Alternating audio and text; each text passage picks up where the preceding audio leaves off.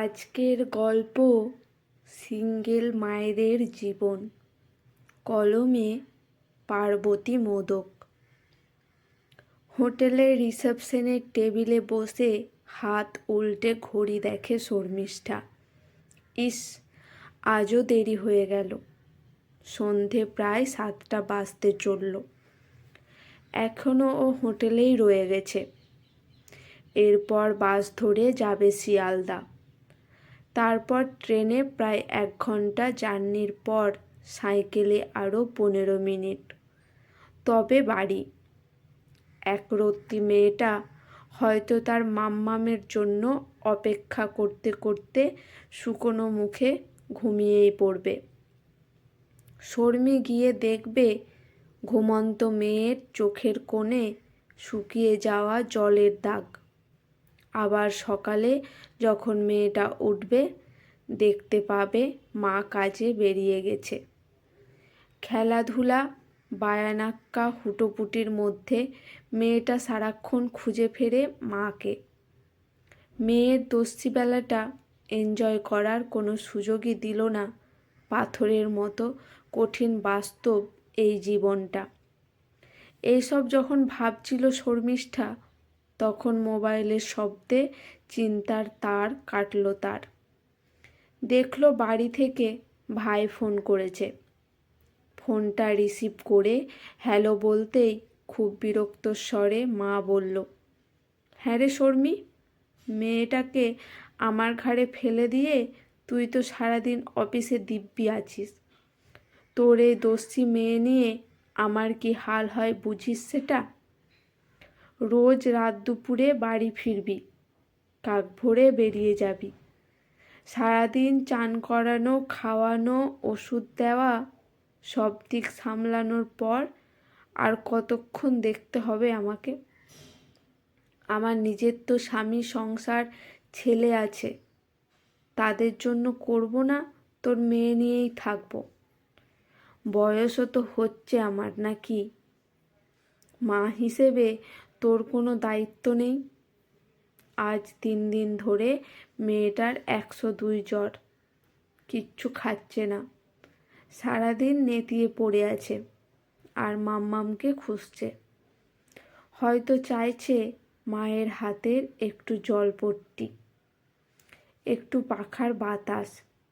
হয়তো চাইছে একটু মায়ের হাতের রান্না। দুপুরবেলায় মায়ের কাছে শুয়ে ভাত ঘুম দিতে। কিন্তু কি করবে শর্মি? তার যে নো ওয়ার্কে নো পে।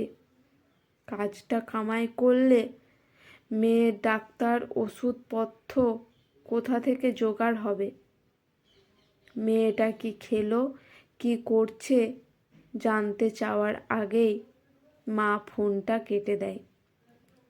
একটা দীর্ঘশ্বাস ছেড়ে রিসেপশনের চেয়ার থেকে উঠে পড়ে শর্মি। হাতে ব্যাগটা নেয়। ম্যানেজারকে রেজিস্টার খাতার কাজ বুঝিয়ে দিয়ে তাড়াতাড়ি বের হয়ে আসে। ভাগ্য ভালো, একটা ফাঁকা বাসও পেয়ে যায় সঙ্গে সঙ্গেই। বাসে উঠে সুবিধা মতো একটা জায়গা খুঁজে বসে পড়ে। বছর 2 আগে যখন মেয়ে হলো, ওর ফুটফুটে মুখটা দেখে শর্মি নাম রেখেছিল পুতুল। ভেবেছিল বয়স্ক দাদু, ঠাকুমার, বাবার, পিসির সবারের আদরের সত্যিকারের একটা খেলার পুতুল হবে তার মেয়ে। কে জানতো ভগবান তার আর এইটুকু মেয়েটার জীবনটাকে পুতুল খেলা বানিয়ে ছাড়বে। মেয়ে হওয়ার অপরাধে ও বাড়ির কেউ হাসপাতালে দেখতেই এলো না। বাধ্য হয়ে শর্মির বাবা নিয়ে গেল বাড়িতে। তারপর থেকে শর্মি অনেকবার চেষ্টা করেছে রজতের সঙ্গে যোগাযোগ করার, কথা বলার, বোঝানোর। লাভ হয়নি। রজত ডিভোর্সের সিদ্ধান্তে চূড়ান্ত থেকেছে। কারণ জানতে চাওয়ায় কোনো সদুত্তর দিতে পারেনি সে। যোগাযোগের সমস্ত উপায় বন্ধ করে দিয়েছে। মেয়ের যখন মাস 8 বয়স, তখন শর্মী কানাঘুষো খবর পেল আজকাল নাকি রজতকে প্রায়ই দেখা যায় অন্য একটি মেয়ের সঙ্গে। না, শর্মী ফিরে যাওয়ার কথা মাথাতেও আনেনি, কান্নাকাটি করে পাড়াতেও জানায়নি। সে যে কীরকম পোড়াকপালি, বাপ মাকেও দোষারোপ করেনি। কপাল চাপড়ে বিলাপ করার মতো অবকাশ তার কাছে ছিল না।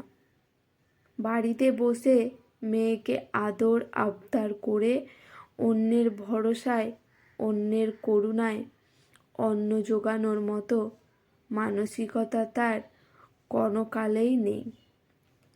বরং দাঁতে দাঁত চেপে নিজের যোগ্যতায়, চেষ্টায় খুঁজে নিয়েছে 3 স্টার হোটেলের রিসেপশনিস্টের এই কাজটা। সপ্তাহে 7 দিনই হাড়ভাঙা খাটুনি, বিনিময়ে ন্যূনতম বেতন। তবুও সে বাবার বোঝা, ভাইয়ের বিরক্তের কারণ হতে চায়নি।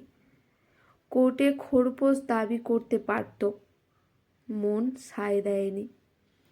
কারণ অপমান, অবহেলা, অভিশাপ আর জবরদস্তির পাওনার চেয়ে আত্মসম্মান তার কাছে ছিল বড্ড দামি। রাত প্রায় 10:30 তখন। বাড়ি ফিরতেই শর্মী দেখল দরজার বাইরে ভাই দাঁড়িয়ে, মুখ ভার করে। বলল, 7 সকালে বেরিয়ে যাস, কলকাতায় যাতায়াত করিস, রাত দুপুরে বাড়ি ফিরিস। বর ছেড়ে দিয়েছে।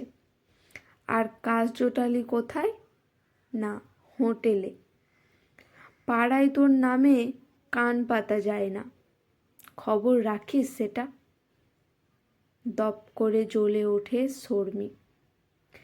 এতদিন যাতায়াতের জন্য ট্রাম, ট্রেন, বাসে অহেতুক ছোঁয়া, বসের চোখের কামনা, পাড়ার জেঠুদের কুপ্রস্তাব, পড়শিদের কানাকানি তাকে লজ্জাবতী থেকে ইস্পাত করে ছেড়েছে। আর ভাঙবে না সে। সে এখন লতানো গাছ নয়, সে এখন বটগাছ হয়ে দাঁড়াবে মেয়ের পাশে। ভাইয়ের গালে সপাটে একটা চড় কষিয়ে সোজা মেয়ের কাছে চলে যায় সে। সে দেখে শান্তিতে ঘুমোচ্ছে পুতুল, মানে তার মেয়ে। তাকে বুকে জড়িয়ে শক্তভাবে বলে, নিজের পায়ের জমি কঠিন করো, এতটাই কঠিন করো যে মানুষ আঘাত করতে এলে সে আঘাত যেন তার দিকেই ফিরে যায়। আর বলে, ভালো থাক সেই সব ছেলেমেয়েরা যাদের মা সরকারি বা বেসরকারি চাকুরে, কেউ মেকআপ আর্টিস্ট, হকার বা আয়া, বা ঠিক কাজের লোক, বা যে কোনো উপায়ে একা মানুষ করছে সন্তানকে। ভালো থাক সেই সব মায়েরা যারা সন্তানকে আবর্জনার মতো ফেলে দেয়নি, মাথা উঁচু করে মানুষ করছে।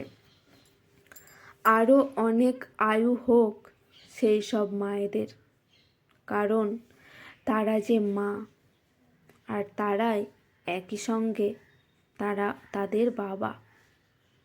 আজকের গল্পটি এখানেই সমাপ্ত। গল্পটি কেমন লাগলো অবশ্যই কমেন্ট করে জানাবেন। যদি ভালো লেগে থাকে একটি লাইক করে পাশে থাকবেন।